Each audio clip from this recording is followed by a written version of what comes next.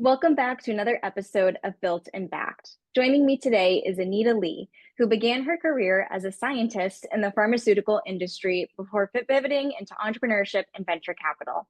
With hands-on experience in SBIR funding, hedge fund diligence, and traditional VC, she brings a cross-sector approach to innovation and early-stage growth.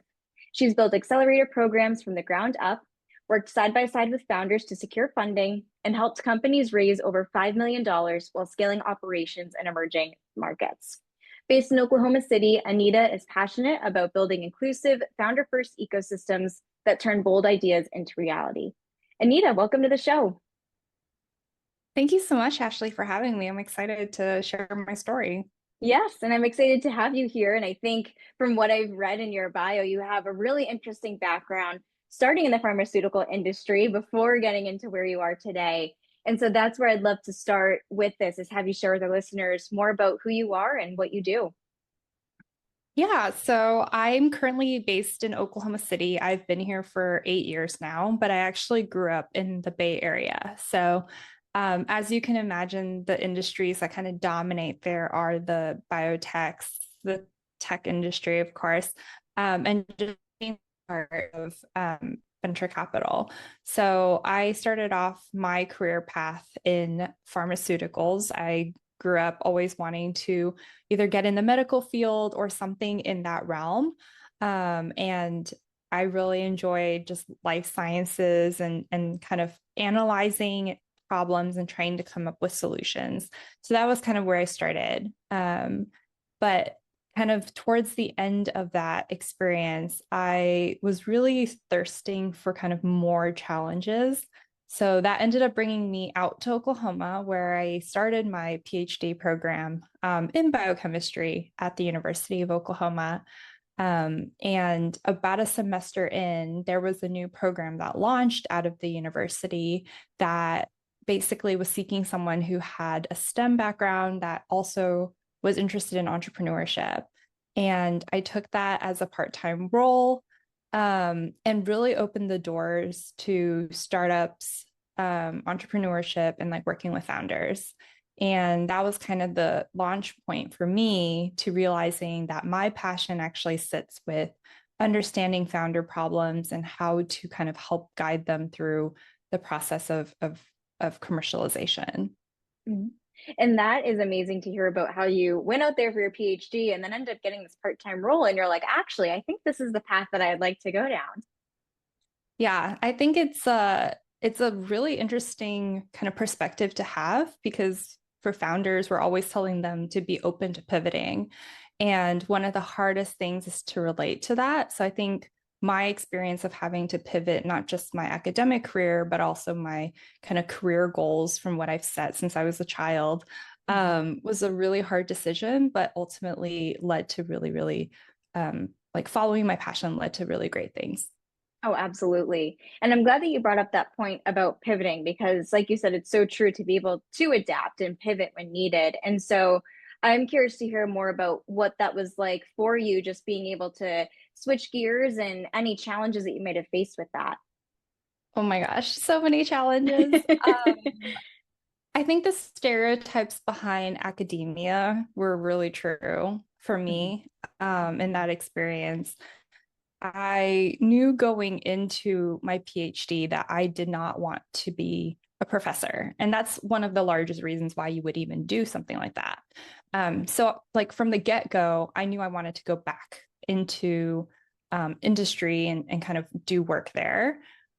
But over time, while I was working on this part-time role, kind of help developing programs to educate on the commercialization pathways for novel research, I realized that there was a way I could leverage my ability to digest STEM topics and really interesting and difficult research topics, and kind of being that translator. So once I kind of realized I had that niche ability, it kind of made it easier for me to convey and convince myself to follow my passion and really kind of follow the career dreams that I kind of pivoted there. Absolutely. And so from there, I'd like to hear like where your journey went next. I know you mentioned from reading about your background that you had pivoted into entrepreneurship. So did you start your own company or tell us all about that? So I did not. So I ended up leaving my PhD program. I got my master's, my MBA, so that I could kind of settle some of the foundational knowledge that I didn't have in finance. And then through that, I was able to land a really interesting hedge fund position in New York, which allowed me to take the knowledge I had from understanding how to read like STEM specific journal articles and understanding market research to kind of developing and creating um, proposals and kind of documentation for the investors that I was working with. And that ultimately led me to my first venture capital fund here in Oklahoma, where it kind of furthered my understanding of how important community is for founders. And I was able to kind of bring together and create collaborative efforts with grassroots efforts here locally, and also start building an ecosystem that was focused on supporting the founders that were being implanted into the city, but also the existing culture and development that was happening from the folks that were already there. And that was one of my biggest challenges, was really navigating as an outsider how to kind of convey the importance of entrepreneurship to an ecosystem that hadn't seen that before, while also bringing together different people from different backgrounds. Totally. And you brought up a such a good point there about how important community is for founders, with being able to be surrounded by like-minded people who can support them and understand what they're going through and provide resources. And so I know one of the things that you've done is be able to build accelerators from 0 to 100 and really take things from there. And so I'd love to hear more about what that was like and also some cool things that might have happened along the way with that.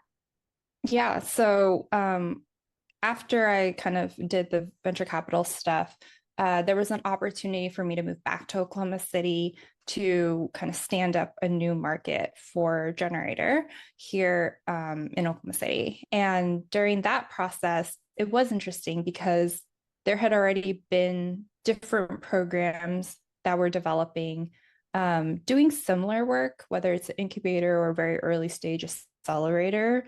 So one of the biggest challenges I faced was not becoming a competitor in the space where there were other programs already being developed, but also finding a differentiator so that, you know, we were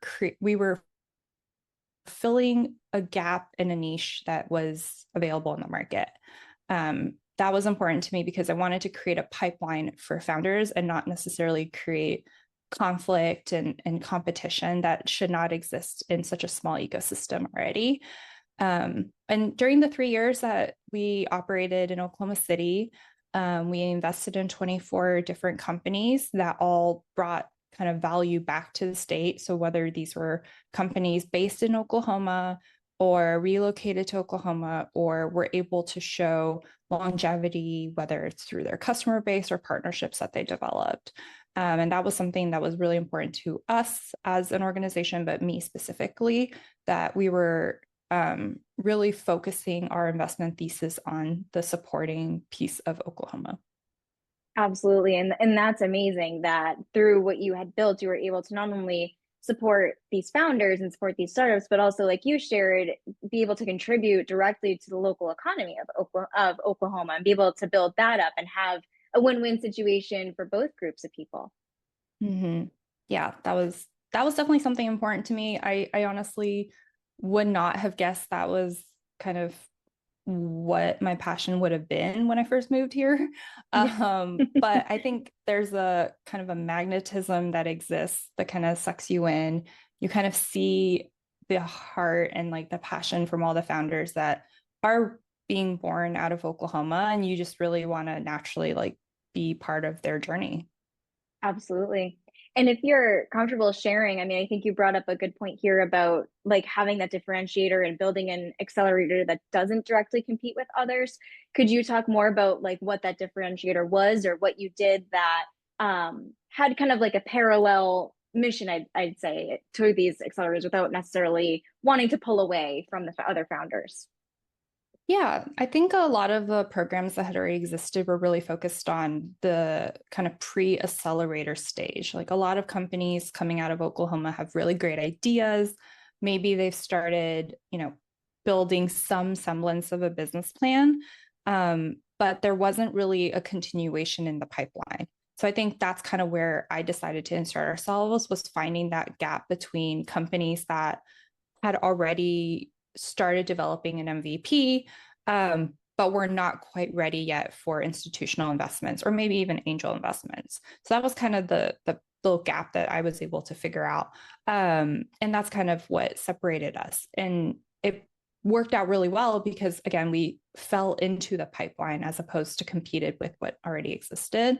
And that brought us a lot of success because we were able to work with other organizations that were earlier to kind of help mold them and educate them on what we would have expected as in terms of quality. So they were able to kind of help iterate their own programming to provide the best quality startups and results. Totally. And going back to this very important and common theme of community, from your perspective, just being in VC and working with founders directly, what is the importance of a founder being able to build their community or find their community as they're going through this process? Yeah, I think community is really important because at the end of the day, being a founder is very lonely, even if you're surrounded by a lot of people. There's very few people that understand what it's like to be a solo founder or even like a duo co-founder pair. But community doesn't just end at, meeting other founders. I think there's a lot of merit in meeting founders that are going to challenge you and founders that have had success or have had failure, because there's a lot of learning kind of experiences that you can gain there. I think what excites me the most about Renew VC with Katie, who I believe you're going to be speaking with later on, is that she's really thinking about community as an operating system as opposed to just kind of like a platform setting, and really trying to dive and understand how we can leverage collaborations between, not just the founders, but different types of mentors, investors, to really provide some guardrails and kind of safe spaces for founders to continue to learn from. And these are, investors that are actually interested in providing that mentorship and not just using it as a platform to kind of find deal flow. Like that's something that is really crucial for us. Like these communities have to be mutually not beneficial, but like there's a mutual respect to what they're going to provide to each other. Definitely. And I'm glad that you mentioned that, because that's one thing that instantly stood out to me when I found out about Renew VC's community that Katie has built, is just the fact that it's people who are there truly to give. Like they are not expecting to get, and they are truly a part of it because they want to be able to provide support, provide connections that they have, or share resources to help others and watch them grow. And I think that is something that's really incredible and really helps to create amazing impact from there. Yeah, I'm excited for you to speak more with Katie in the future too. Me I'll, too. I'll leave it to them to explain more about the community aspect, but yes. Yes. Yeah. And so speaking of Renew VC, I am curious to hear what led you to that path. So what kind of transitioned your career jump from working in other VC areas or even with these accelerators to now working a part of Renew? Yeah, so 3 years ago, when I first stepped into my generator role, part of my kind of role was to meet with new investors on behalf of my founders. So a lot of cold outreach happened, and one happened to be with Renew VC. They were at the early stages of kind of identifying what Renew would look like at that point. And over the years, I've kind of stayed in touch with what they have developed, the community aspect, the venture studio, and kind of other parts of the business. And I just really loved how dedicated and true to heart they are about the impact focus. And as someone who has invested in, across the board, I I think that at the end of the day, it's important to feel really good about the companies you're supporting, but also to support companies that are truly building because they understand the problem and are trying to do positive impact. So for me, it was an easy decision when the opportunity came up to join this team and have such a hand in kind of scoping out what the future will look like, and expanding on the successes that they've already kind of created. Definitely. And since you joined, what are some of your favorite deals that you've been a part of, or even anything exciting that you've had your hands in that has made you totally know, like, absolutely, that this is the perfect place for you to be in right now? So it's been less than a month. So I'm really new. But in that time, I've met with almost every single portfolio company that we've had. And I think there's a resounding kind of excitement over all the different companies and the founders about, how much they've gained. And I think that's a testament to how well the systems are working. Um, Also, the team is amazing. If you haven't had a chance to meet with anyone on the team, it's really exciting to work with people that you just genuinely click with and really align with on the important mission things. Absolutely. I mean, that's huge, especially from what it sounds like for someone looking to get into VC, like kind of switch gears in their career, that being able to find a team to be Yeah. part of where they feel supported and heard and really like welcomed in, so to say, I think is really great. And so it sounds like that's what you found at Renew.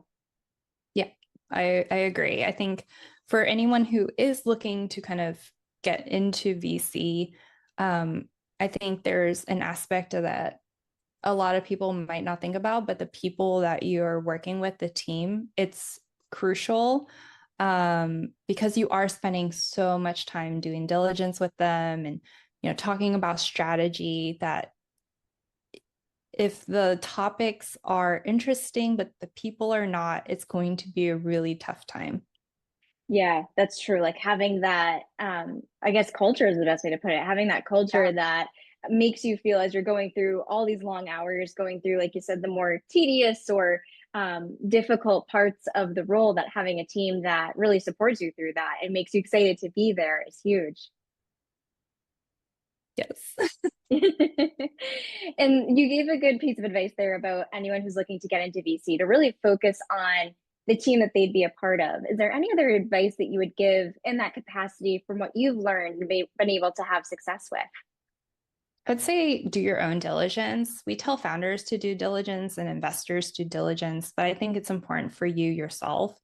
If you found a firm that you think is interesting, talk to their portfolio companies and find out what it's like from the founder's perspective, working with the various team members. Um, and then also, don't just talk to the person that you're interviewing, but like really dive deep into everyone on the team and how their experiences are. Because again, like you will be working a lot with these people, but you also want to make sure that their public kind of mission and focus is also in alignment with how the team thinks internally. Totally. And that is a great point that you shared about speaking with the portfolio companies. I mean, that's something I never even thought of. So I love that you shared that, because it is true to kind of get the perspective and experience from the other side so that you can kind of get the full picture or full idea of what it would be like for you to be on that team and a part of Yeah. Yeah, that's definitely something that I've learned along my journey. it. What are some other, I'd say, roadblocks that you might have come across that or something that you kind of wish you did differently that you know now, just kind of on the topic of learning and things you've been able to do to pivot? Is there anything that you wish you had done differently going about it when going into VC as a career? I don't think there's anything I would have necessarily done differently. I do Mhm. think I, over time, really started to understand the importance of the network and the connection. And that's something, everyone thinks about. Networking is super important, but I think thinking of networking as less of a transaction and more of relationship building.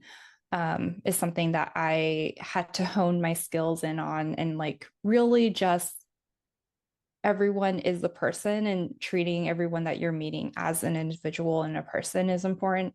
So that, you are not just building a Rolodex of people that you know, but you're building a network that is supportive of you and wants to be excited for you whenever you have successes, or will be there for you when you have, some downfalls.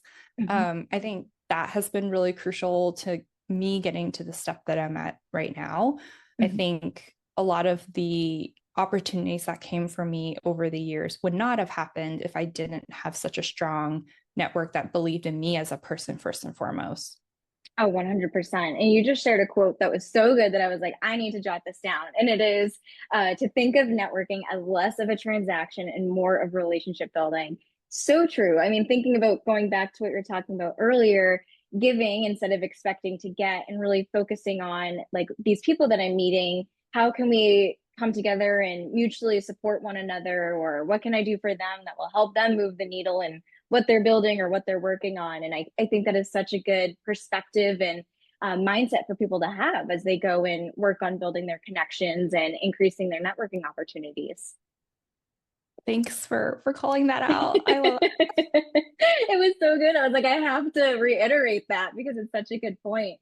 But that makes me think too is that I feel like I'm definitely a yes person. Like when someone reaches out to me and they're like, do you want to do this? Do you want to be part of this? I'm like, yes. But then sometimes I get into these situations and I'm like, maybe I shouldn't have said yes. And I feel like that's something that other people in tech can kind of fall themselves privy to, is just saying yes to everything that comes across because they're excited, even though it's Yeah. not always the right fit. Is that something that you've experienced? And if so, what advice did you have for people to kind of like understand if it's a good fit for them or not, so that they don't kind of have to backtrack and end up backing out of something they originally committed to?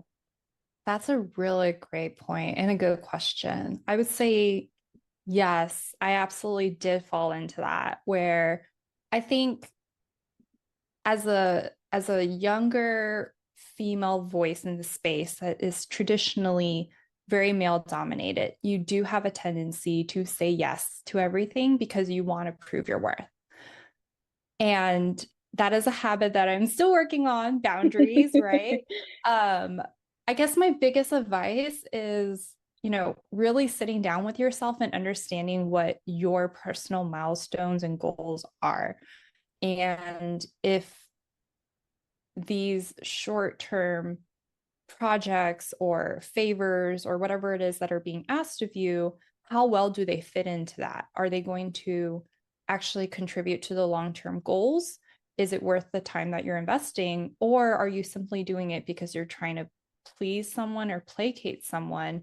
I think that's kind of my differentiator now. Um, right now, I think whenever there's something in this current ecosystem that needs my support, yes, I absolutely want to, because at the end of the day, I really care about growing and building Oklahoma first and foremost. Or is it going to help support, other females that are trying to break into VC? I'm always at a mentorship kind of mindset. So yes, I will always say yes to those things. But speaking on panels, if the panel kind of audience fits and aligns with what I believe in, or is it sitting on a panel for theatrical reasons? That's kind of where I'm starting to draw my boundary lines. But I think when you're Yeah. first starting out, it's hard to say no because you want every opportunity to kind of prove yourself. So I So don't know if that true. was good advice or not, but that's kind of where I'm at. No, that was great. And you mentioned a good tip there about just kind of like taking a moment and sitting. Like I personally find I'm more apt to say yes if I respond in the moment. But if I take like Yes. 24 hours to sit and Right. think like, is this actually a good fit for me? It can lead you to come up with a better decision whether it is yes or no. And so I just love what you shared about that, about thinking about your personal milestones and your personal goals, and does it align or does it not? And then you'll have your answer from there. Mm-hmm. Yeah, and it's hard, right? Because there's the aspect of you want to build relationships and you want to give more than you get. Um, and that's perfectly in line with how I feel about these decision making moments as well. But if it's going to be detrimental to your time, if it's going to take away the things that are like you should be prioritizing in those moments, then it's actually going to be more hurtful for you. Mhm. So again, it's a lot of just sitting with yourself and really kind of thinking things through, which is hard when there's a million things going on in life right now. But I think that's important for just anyone in general. Totally.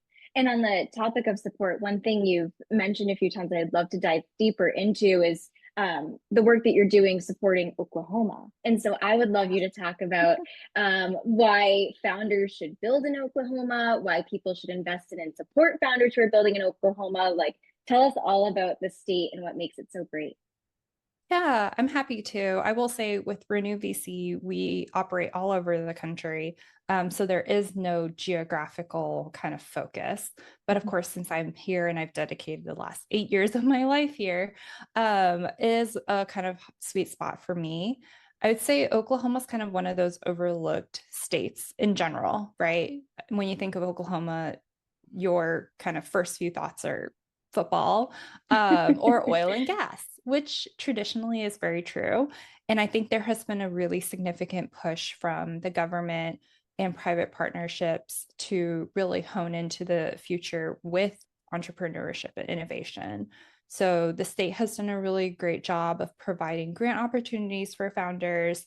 There have been, kind of really holistic um, organizations that have been created and spun out to build on the different resources that are available, whether it's incubators, co-working spaces with amazing programming, or accelerator programs. I think there's just a collective understanding that Oklahoma needs to put innovation first as one of its strategic visions, in order to survive moving forward, because old industries can only operate for so long, and the talent that are coming out of the colleges need a place to kind of innovate. So I think because there was a collective understanding that this needs to be a priority, there was just so much great momentum that has been put in place, to kind of create that really great breeding ground for startups. Oh, absolutely. And from what you've shared from the state level, like having those grants and having support and initiatives that they've been implementing, it sounds like having that systemic change or transformation has really helped overall to encourage this innovation and new companies to come in. Yeah, it's new companies to come in and also companies that are already growing here locally to stay locally and not leave Yeah. for or a different state. I think that was really important for us too, is to retain talent. Yeah, and that is a great point. Being able to keep companies where they are instead of them potentially feeling influenced to look elsewhere to change their headquarters or whatever it might be. So I love that two-pronged approach. Bring people in, but also make sure that the people who are already here are going to stay here. Mm-hmm. Yeah. And throughout your career as a VC, I would love to hear what you look for when looking for potential deals or startups to invest in. I know that question's kind of like broad, but if there's anything in particular that you're really interested in right now, or anything that might stick out to you as you're looking for these deals and opportunities, I would love to hear them. Yeah, that's always a tough question. That's the number one question every founder asks is, what Mhm. are you looking for? How do you evaluate deals? I think every investor has a very different answer. Me personally, what it comes down to is I tend to invest in very early stage companies. So usually there isn't significant what people consider traction, revenue, or anything of that nature. So it boils down to the founder and building that relationship with the founder to truly understand their why. Why are they going after this problem? Why are they going after this as their solution? How well do they understand the market, the customer? That's kind of what I seek out when I'm meeting with founders, is to just kind of tease out those bits. Because I think there's so much to be said about a founder who truly has conviction in the problem that they're trying to solve. and just also how they think through things, how they process information, how they think about problems. When you challenge them, how do they react? All of that kind of comes into play for me personally when it comes to an investment opportunity. Yeah, and I love that you mentioned that part about like understanding their why, understanding why they're looking to do this, because I feel like anyone can learn anything, you can teach anyone anything, but Right. you can't really teach people passion. And so I Exactly. think being able to understand that and see that firsthand with the founders that you're potentially working with is huge. Yeah, and I think at the end of the day, I am a Asian American in the space. So there's a slight bias to wanting to support those that are BIPOC founders, founders that aren't typically listened to by other VCs.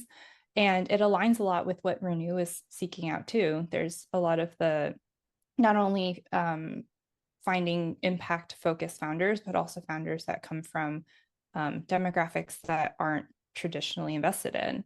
Mhm. So my personal alignment with our firm's alignment has made this whole journey really, really smooth and easy. Oh, I love that. And I'm curious to hear, as the time is recording, it's middle of August. What's coming up for you in the next few months or even next year? So, anything exciting you're working on or anything you could share that you feel really proud to be a part of? I think one of the things that I'm focused on right now is kind of creating systems, and just really having a holistic and kind of overhead view of all the different kind of moving parts within Renew. I have some ideas in mind of how I want to influence, but I'm going to hold off on sharing just because they're still really new and kind of ideas that I'm brewing in my head. But Renew has been developing and growing at a really great pace. We have some really great founders that are doing really awesome things. And I'm excited for kind of the next 6 to 12 months and to see where we end up at. Definitely. And I will totally have to follow up with you once those ideas come to fruition because I am excited to find out what they are. Yeah, you and me both.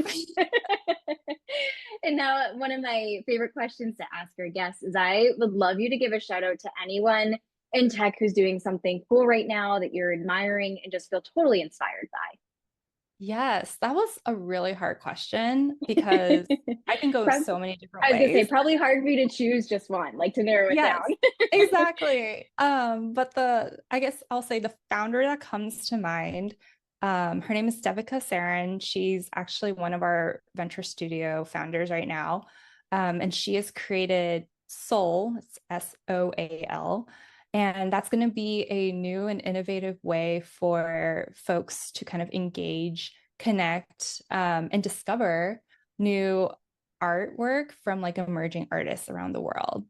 It's Wow. going to be an app. We're working on it right now with her. So I'm really excited for the world to see that when it launches soon. Very cool. I am always interested in startups that are focusing on the art space because I feel like that's not one that people are focusing on a lot. And so any way that people can just give love back to the arts, I think is like an instant win in my book. Yes. You should definitely check her out. She's got a wait list right now, obviously, but Mhm. I'm excited. It's a different and innovative way to approach art, and I hope everyone else feels the same excitement. Yeah, I love that. Anita, this has been such a fun episode, and I've really enjoyed having you come on to share everything that you've done in your career and all these different positions that you've held. And I'd love to have you share with our listeners where they can find you online if they'd like to connect. Yeah, you can find me on social media. I'm Anita Ly. That's Anita Ly. I'm mostly active on LinkedIn, so that'd be the best place to find me. Amazing. And I will link to that in the show notes so your listeners can easily connect with you from there. But thank you so much again for coming on this week's episode. Thank you so much, Ashley. It was really great chatting with you.